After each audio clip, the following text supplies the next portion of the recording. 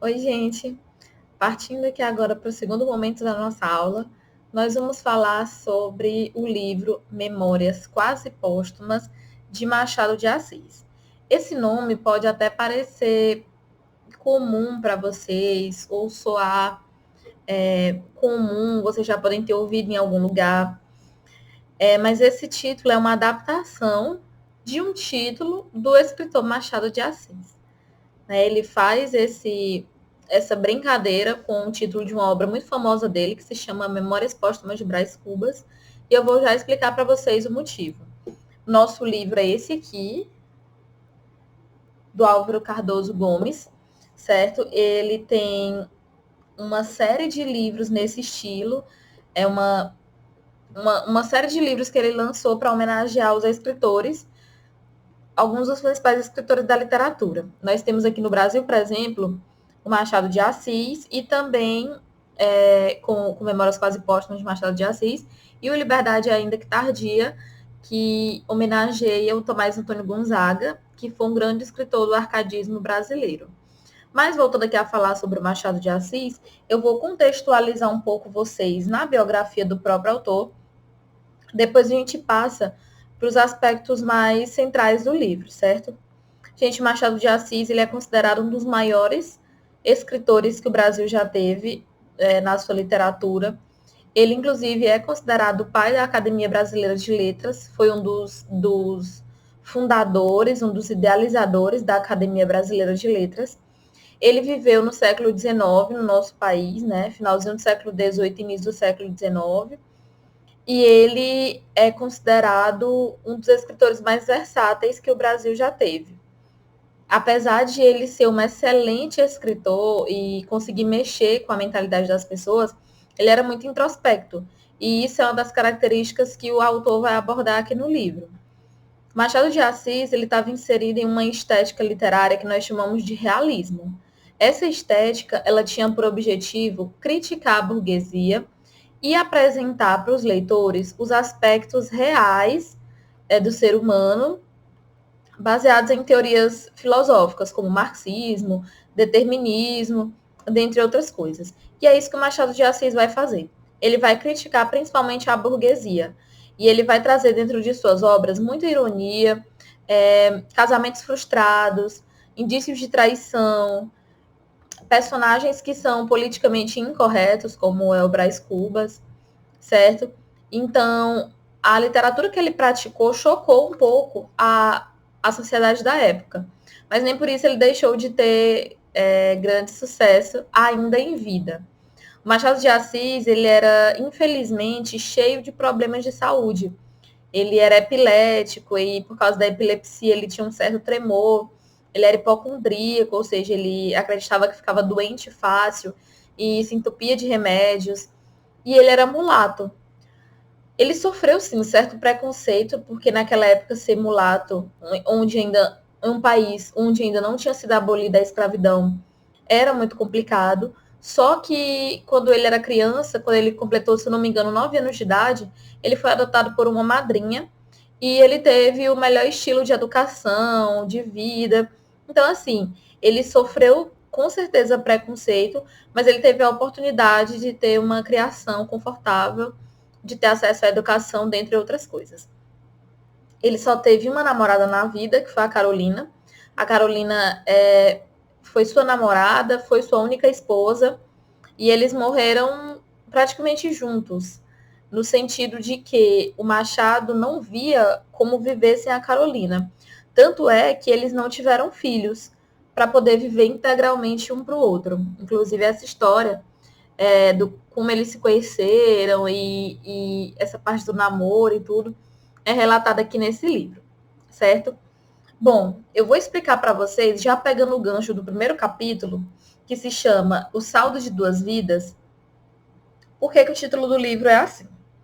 É o seguinte, pessoal, aqui no nosso livro, o Machado de Assis ele já está no final da vida, ele já está bem pertinho de morrer. E ele não queria morrer sem deixar registrado o que ele viu da vida. As experiências compondo as suas obras mais famosas, as ideias que estavam por trás da composição dessas obras, certo? E aí, quando ele se coloca, quando ele vai trazer o saldo de duas vidas, ele lembra a história do personagem Brás Cubas. Memórias Póstumas de Brás Cubas é um dos livros mais famosos do Machado de Assis, inclusive é considerado o livro que inaugurou o realismo aqui no Brasil, certo? Em 1881.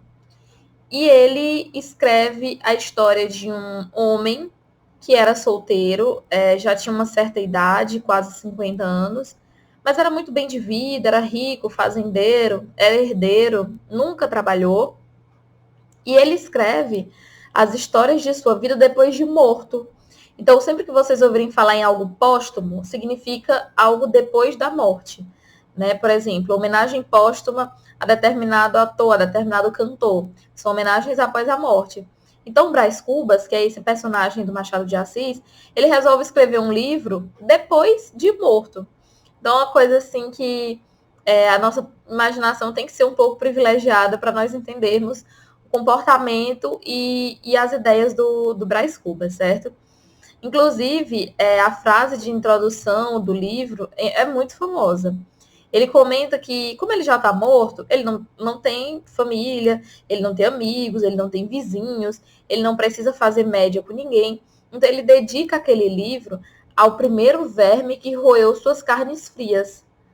É um pouco macabro, né? Um pouco sinistro, mas é uma das grandes características do Machado de Assis, de sua escrita, justamente essa ironia. E no livro do Brás Cubas, ele vai dizendo que teve uma vida muito boa. Ele não reclama da vida que ele teve. Ele falou que teve uma vida muito boa, que entrou para a política, que nunca precisou trabalhar, porque sempre foi bem de vida, que ele morreu por conta de uma azar, tentando fazer um remédio, um emplastro medicinal, aqueles adesivos que a gente coloca na pele. E aí, por ficar muito tempo exposto ao sol, à chuva, tentando testar a eficiência desse emplastro, ele acabou adquirindo uma pneumonia e morreu por conta disso, certo? Então, já o Machado, ele vai dizer que a vida dele foi simplesmente dedicada ao trabalho e à Carolina. Então, quando ele traz no primeiro capítulo o saldo de duas vidas, é esse saldo comparativo entre a vida do autor Machado de Assis e a vida do seu personagem, da sua criatura, o Brás Cubas, certo? O Brás Cubas diz que o único arrependimento que ele teve foi não ter filhos. Ele fala, não tive filhos, não transmiti a ninguém o legado de nossa miséria. Até para se lamentar de que não teve filhos, ele fala de uma forma mais irônica, né? Um pouco mais sarcástica. Já o Machado de Assis, ele não se arrependia, né, de não ter filhos, porque tinha sido uma opção realmente dele e da Carolina para dedicarem todo o tempo que eles tinham um para o outro, tá ok? Então, no início do nosso livro, no primeiro capítulo, nós ainda temos o Machado contando essa história, o Machado de Assis, e fazendo essa comparação em relação ao Brás Cubas. E aí ele nos explica o motivo do título do livro ser Memórias Quase Póstumas de Machado de Assis. Como ele se encontrava no leito de morte, estava sabendo que estava prestes a morrer, aí ele faz essa comparação com o título do Memórias Póstumas de Brás Cubas. A diferença é que as memórias dele são quase póstumas, tendo em vista que ele ainda não morreu, tá certo? E aí, no decorrer do livro, a gente vai vendo a chegada de um personagem muito importante, que vai tomar de conta do livro. Inclusive, dentro do Saldo de Duas Vidas, pessoal, a gente tem um subtítulo que ele faz associação a uma das obras mais famosas do Machado, que é Dom Casmurro. O título desse subtítulo é Olhos de Cigana Oblíqua e Dissimulada. Eu vou fazer aqui um parêntese para vocês, antes de nós conhecermos o Hermenegildo, que é um dos nossos personagens principais, para vocês entenderem um pouco dessa história. É o seguinte, eu falei para vocês que o Machado de Assis, ele criticou bruscamente a burguesia, os costumes burgueses e principalmente a hipocrisia da sociedade. Os casamentos que eram falidos, as pessoas que iam para a igreja rezar, mas acabavam cometendo muitos pecados, que não eram boas umas com as outras, o interesse por dinheiro, traições, dentre outras coisas. E ele criou uma obra que, inclusive, ouso dizer que é a sua obra mais famosa, que se chama Dom Casmurro. né? Em Dom Casmurro, a gente vai conhecer a história do Bentinho e da Capitu. São duas crianças, eles são vizinhos e eles são melhores amigos. Então, eles passam o tempo todo juntos, eles brincam juntos o tempo inteiro. Com o passar do tempo que eles vão crescendo, o Bentinho, ele desenvolve uma paixão pela Capitu. E a Capitu, ela é apresentada para nós no livro como uma menina cheia de artimanhas, como uma menina que sabe envolver as pessoas, que é sedutora. Tanto é que quando José Dias, que é um adulto, vai se referir a Capitu, vai falar dos olhos da Capitu, ele diz justamente que são olhos de cigana oblíqua e dissimulada, que é esse o título ali do nosso livro, né, do subtítulo que tem dentro do capítulo 1. Quando ele fala olhos de cigana oblíqua e dissimulada, o Bentinho diz que cigana ele sabia o que era, mas dissimulada ele não sabia. Então, no decorrer do livro, a gente vai tendo um julgamento por parte das outras pessoas em relação a Capitu. Inclusive, na tentativa de criar em nós, leitores, uma visão sedutora dessa personagem, certo? Ela e o Bentinho acabam trocando ali um beijinho na adolescência, ele segue apaixonado por ela, ela também é apaixonada por ele. Só que a mãe do Bentinho, ela tinha feito uma promessa, que se ele ficasse saudável, fosse um bebê saudável, quando ele completasse 15 anos, ele iria para o internato para ser padre. E realmente isso acontece. Mesmo que todo mundo tentasse demover isso da ideia da mãe dele, não conseguiram, ele acabou indo para o internato. Lá no internato, ele conheceu um rapaz chamado Emanuel, que se tornou o melhor amigo dele, né? O Emanuel Escobar. Mas chamavam sempre ele de Escobar, né? E o Bento Santiago, que era o Bentinho, né, virou Bento Santiago. Quando eles completaram 18, 19 anos, o Bentinho acabou saindo do internato. Ele viu que ele não tinha vocação para a vida religiosa e ele resolveu voltar para o Rio, cursar direito. E com isso, o Emanuel Escobar voltou com ele também e viraram melhores amigos. O Bentinho namorou, casou com a Capitu. Aí a Capitu apresentou uma prima dela pro Escobar, né, para Emanuel Escobar. E aí ele acabou casando também com essa prima dela e viraram os casais de amigo perfeitos, né? Faziam absolutamente tudo juntos. Saíam, viajavam, iam praticar esportes. Inclusive, o Emanuel era um exímio nadador, né? Até que a Sancha, essa prima da Capitu, ela acaba engravidando do Escobar. E eles resolvem, como homenagem, já que é uma menina, colocar o nome de Capitolina, que é o nome da Capitu, né? Capitu é só um apelido. E aí, quando a Capitu engravida, elas resolvem retribuir o favor e colocam o nome do filho dele de Emanuel. Só que o Bentinho, quando nasce o Emanuel, ele olhava para o filho e ele viu o rosto do amigo dele, o Escobar. Então ele começou a criar um ciúmes doentio na cabeça. Ele não conseguia olhar para o filho dele sem associar a imagem do amigo. Ele não conseguia mais olhar para a Capitu próxima ao Escobar sem desconfiar dela, sem achar que ela estava traindo ele. E aí, um belo dia, por conta de um mar que estava muito agitado, o Escobar acaba morrendo. Ele é tragado pelas águas do mar porque o mar estava em um dia de ressaca. Inclusive, tem uma passagem no livro que o Bentinho fala que os olhos da Capitu são olhos de ressaca, como a vaga do mar em dia de fúria. Para quem não sabe, quando diz que o mar está em ressaca, é porque está formando ondas muito grandes por conta do vento que está forte. Geralmente são ventos de 60 a 70 km por hora, que formam ondas a partir de 5 metros. Então, é muito perigoso você nadar no mar em dia de ressaca. Então, o autor ele faz essa associação com a história dos olhos de ressaca, e o Escobar morre tragado pelas águas do mar em um dia de ressaca. Quando o Escobar morre, a Capitu, ela fica triste, como uma pessoa comum ficaria na morte de um amigo. E o Bentinho, no velório, ele se dedica apenas a reparar o comportamento da Capitu. Ele não chora, ele não lamenta a morte do amigo, aquele amigo de tantos anos, mas ele fica ali, prestando atenção no comportamento da Capitu. E todo esse ciúme doentio, que também continua mesmo após a morte do Escobar, tendo em vista que o Bentinho renegava o próprio filho, porque acreditava que era filho do Escobar, o Emanuel, vai fazendo com que eles se afastem. Que eles se afastem, até que a Capitu resolve ir embora do Brasil.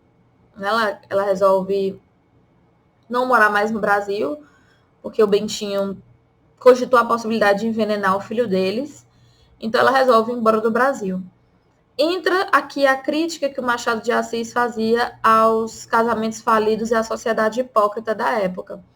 A Capitu, ela vai embora do Brasil e eles dizem para todo mundo que ela simplesmente foi se tratar no exterior, precisava respirar bons ares na Europa, porque estava doente, e eles não contam para ninguém que de fato eles se separaram por conta de ciúme doentio do Bentinho, né? Justamente para que a sociedade, que na época não aceitava de jeito nenhum a separação, não falasse mal deles.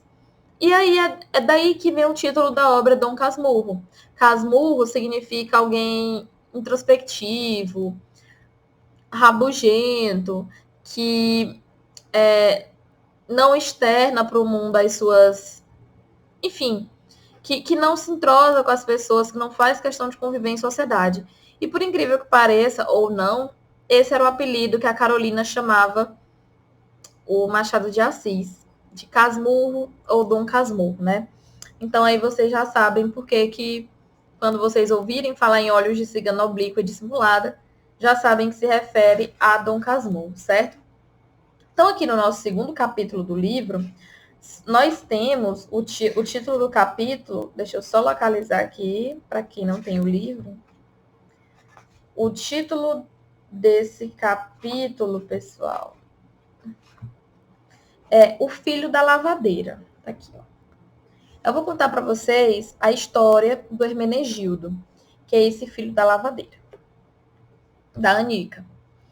O Machado, ele e a Carolina moravam só, num casarão, e eles tinham alguns empregados. Tinha uma moça que lavava as roupas deles semanalmente, a Anica, né? E um belo dia, quando a Carolina vai receber a roupa lavada, não é a Anica que tá vindo, mas um garoto magro, franzino, carregando aquele peso danado, cheio de roupas. E aí a Carolina acha aquilo muito estranho, convida o garoto para entrar. Ele acaba conversando com o Machado, se apresenta, o nome dele é Hermenegildo, e ele é filho da Anica, né? E aí eles perguntam o que foi que aconteceu com a Anica, e ele fala que, na verdade, a mãe dele estava muito doente, e era por isso que ele estava ali desenvolvendo aquele trabalho de levar a roupa. E o Machado e a Carolina ficaram muito sentidos, porque ele era uma criança, além de ser criança, ele era muito frágil. Ele aparentava estar com fome, tanto é que ele tomou muito leite, comeu muito biscoito que eles ofereceram. E aí o Machado e a Carolina, por insistência da Carolina, resolveram ir até a casa da Anica para saber o que estava acontecendo. Quando chegaram lá, eles viram que ela estava muito doente, convalescendo, em um estado assim bem triste.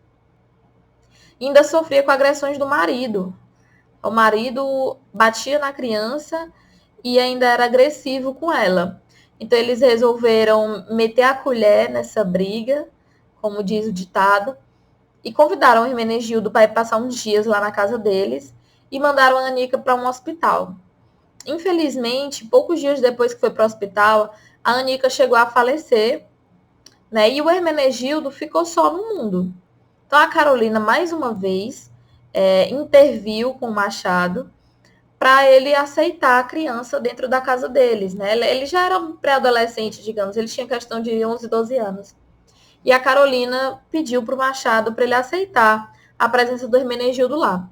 Só que eles começaram a bater cabeça para ver como o Hermenegildo ia ajudar eles, né? Em troca de casa, comida, da roupa lavada, do teto para morar, né? E aí, depois de muito pensar, a Carolina resolveu propor ao Machado que o Hermenegildo fosse ajudante dele na biblioteca. De início, o Machado não quis nem saber, porque ele tinha muito ciúme das coisas dele, né, dos papéis, dos livros e tal.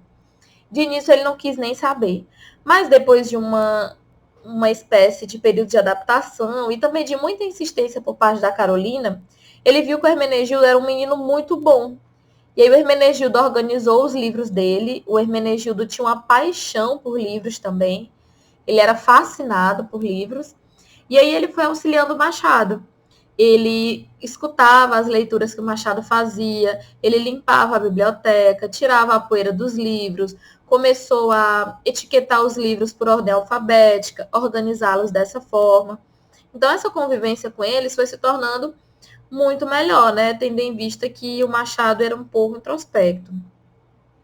Com a doença dele se agravando, como eu falei para vocês, ele era epilético, por conta disso ele desenvolveu um tremor.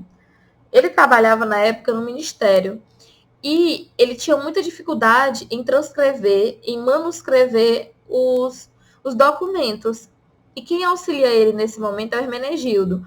Algumas vezes era a Carolina, só que na maioria das vezes ela estava bem ocupada. Então, quem começou a transcrever as coisas para ele foi o Hermenegildo. Os documentos, depois um resumo ou outro, capítulos de livros. E foi aí que o Machado teve a brilhante ideia que vai permear o nosso livro. Ele pegou aquelas memórias que ele tinha escrito. Vocês lembram que eu falei para vocês no começo que o livro é Memórias Quase Póstumas de Machado, porque ele estava prestes a morrer ali escrevendo as memórias? Pois então, pessoal, ele pega essas memórias que ele está escrevendo, ainda escrevendo, e ele pede para o Hermenegildo transcrever com uma letra bonita, né? Porque ele quer que seja publicada após a sua morte. Então, é dessa forma que nós vamos conhecer toda a origem do Machado de Assis. É pela visão do Hermenegildo. Vocês estão entendendo? Então, assim, o Machado, ele conta a história dele em papéis e pede para o Hermenegildo transcrever. Ao passo que o Hermenegildo for lendo, for transcrevendo e for tendo conhecimento da vida e da história do Machado de Assis, aí nós, leitores, também vamos ter essa visão que o Hermenegildo teve das próprias cartas do Machado, certo? Então, é muito interessante porque o autor, o Álvaro Cardoso Gomes, ele se deu ao trabalho de criar uma personagem, porque o Hermenegildo é ficção, viu, gente? Ele não existiu. A Carolina existiu, o Machado também, mas o Hermenegildo não. Para poder facilitar e deixar um pouco mais didático o fato de nós conhecermos a vida de um autor que é tão importante para a nossa literatura, certo? Então, aqui, nos capítulos 3, 4 e 5, nós vamos ter sempre essa presença do Hermenegildo auxiliando e ajudando o Machado. Só para deixar claro para vocês, o padrasto do Hermenegildo, ele foi visitar o Machado, né, quando ele soube que o Hermenegildo estava morando na casa do senhor Machado de Assis, que já era uma grande expressão da época.